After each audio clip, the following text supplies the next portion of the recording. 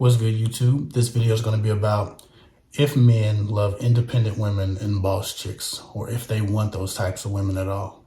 So there's this clip going around of a famous podcaster or popular podcaster in the red pill community, or seemingly in the red pill community, interviewing a Christian singer with blue hair, a young woman who's very proud of what she's accomplished and done. In that video, she mentions that she's an independent boss chick, and then she gets cut off by the host, and the host proceeds to tell her about how men don't want independent boss chicks. No man in the world ever, no man wants them. And she takes a pretty hard tone on it, and even gets a little bit religious. This clip is going viral. A lot of people are talking about it. If you haven't seen the clip, you're not gonna see it here. I don't do free advertisement. Nobody's helping me out. So with that said, I'll be a hater or whatever. I don't care. Do men want independent boss chicks, right? Is that something that men hear and think, oh, wow, okay, that's great? Or is it something that men are just turned off by, right? It was told to the young lady that no man will ever want her because of that. And I wanted to really address this idea from a really balanced perspective, because a lot of this conversation, the podcast community in general, lacks balance when approaching these what men want, what women want ideas. Let's think about what the term independent and boss chick are supposed to represent, right? These terms are symbols and representations of other bigger ideas, right? Clusters of ideas. This term basically means self-sufficient, reliable, ambitious, motivated, hardworking.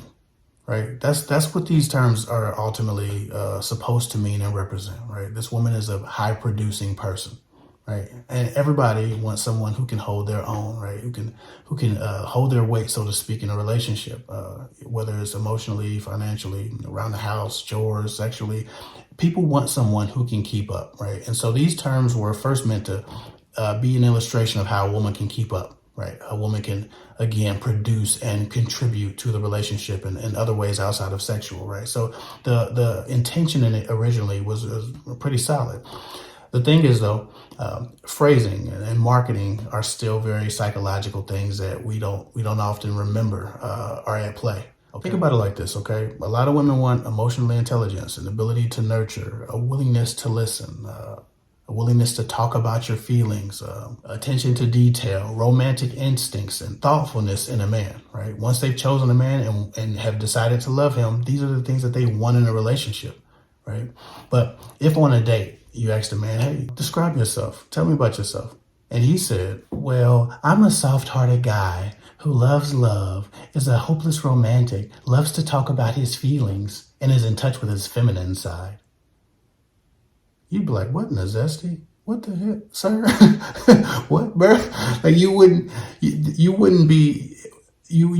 want those things, right? You would immediately be turned off by the marketing of the qualities that he's trying to provide, right? Or the ideas that he just presented, even though those things in portion are healthy to a relationship.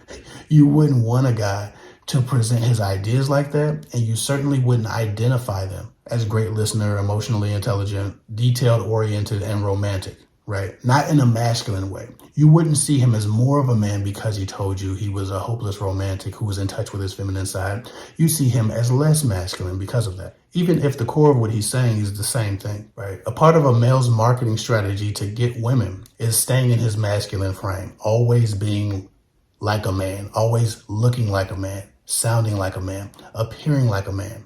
Just because I changed my voice to say that zesty crap that I just said to make my illustration, a lot of you will think I'm less of a man because I'm able to make that imitation of a softer man. The way a man presents his ideas is extremely, extremely important. Two men can say the same thing. One can say it harder with a deeper voice, and the other one can say it softer with a little bit more trepidation, and you'll assume they are completely different men, even if they have the exact same values. Why? Because you want a man to stay in his masculine frame. The way a man presents his ideas is as much of an attraction factor as the ideas he presents. And sometimes a man can present stupid ass ideas, but if he does it in a masculine way, you'll still melt like butter. So keeping that in mind, when men hear boss chick, independent boss chick, especially when you throw those phrases together, While people, and I don't always agree with the podcast host that was going in on this young lady, there is something to be said about how those phrases coming from the mouth of a woman don't sound feminine, but more masculine, right? And they sound like words that they're not meant to represent. I'll give you an example.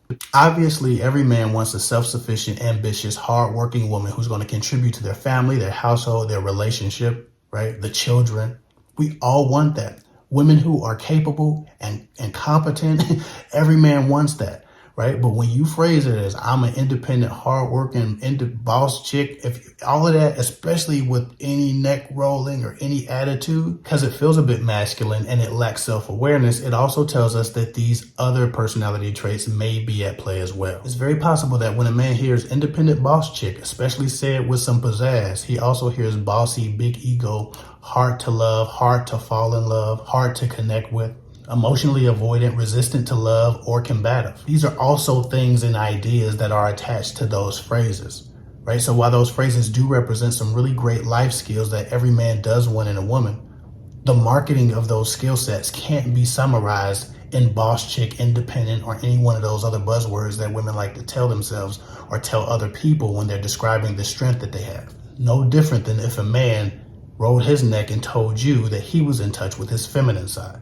Of course, there's some great skill sets and personality traits from men who are in touch with their feminine side, but you would never want to present it that way because it would show a lack of awareness of his own masculinity.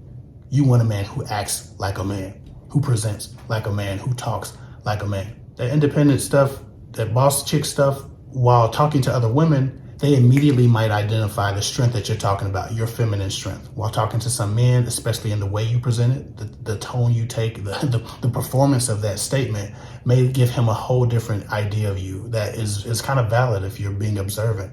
We judge all things, especially strangers. We're supposed to. We're supposed to be protecting ourselves with the people we add to our life. So yes, men do want independent boss chicks. Pick the buzzword. But we need a woman who's aware enough of herself that she is presenting her ideas in more healthy ways and more complete ways. Because everybody doesn't have the same amount of intelligence or awareness of all of these concepts. So yes, woman to woman, use these terms. It'll probably be no problems at all. But when you're talking to a man, if you're on a date and a guy asks you, hey, describe yourself, and you think you're an independent boss chick or any of those other buzzwords, I can't think of them all, I wouldn't present it like that. I'd tell him about the life skills and about the personality traits that you think are valuable and that contribute to your independent boss chick lifestyle. But men don't want a boss, right? And sometimes that's what they hear when a woman says she's a boss chick. We just hear, oh, what, so you mean you bossy? And it's not actually wrong. As a dating coach, as a relationship coach, as a marriage coach, I've coached all kind of people, okay? Every woman that ever told me that she was a boss chick, to be honest, the phrasing, the people who use that phrasing generally have some issue with balance, right? Especially as it pertains to, that perceived masculine, feminine presentation of thought, right? So there's something there. There's not just men being insecure. There's something there. Just like if a guy was talking about, I'm in touch with my feminine side, you'd be like, what kind of zesty shit is that? What were you talking about, bro? Can you stop saying that? Shut up for somebody to hear you. You ain't gonna be like, yeah, this is my man. I chose him. I picked him. Tell him again how you feminine, baby. You're not gonna do that. You're gonna want him to act like a man. And a man wants a woman to have some kind of warmth and some softness, and those are very hard terms. So yes, a man needs those skill sets. Yes, a man can value a woman who's independent, who's a boss. But we need a little bit more balance in the idea and the presentation of those thoughts and the application of those concepts in your life. And so sometimes those terms just allude to you being imbalanced and maybe a little bit more combative and hard to love. So that's why people say men don't want independent boss chicks. Not really true, but the ideas need to be presented a lot better and a lot more strategically than that. It's like if a man said, girl, I'll take care of you, but he snapped his fingers when he said it. You'd be like, what? Sir, come again? Again, presentation is everything, okay? So this is often just a big misunderstanding.